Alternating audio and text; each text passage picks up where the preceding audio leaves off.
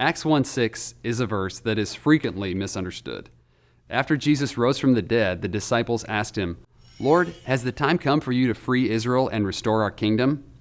Many teachers and scholars have used this verse to illustrate what they believe was the continued blindness of the first disciples to who Jesus really was and is.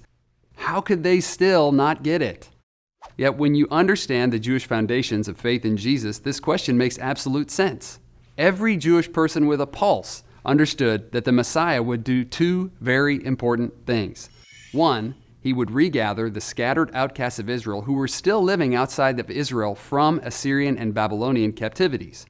Two, he would crush Israel's godless enemies and establish the kingdom on earth in Jerusalem. After Jesus demonstrated his defeat of death, the disciples realized he really was the divine Messiah. So it makes perfect sense that they would ask him when his next order of business would take place as Israel's Messiah.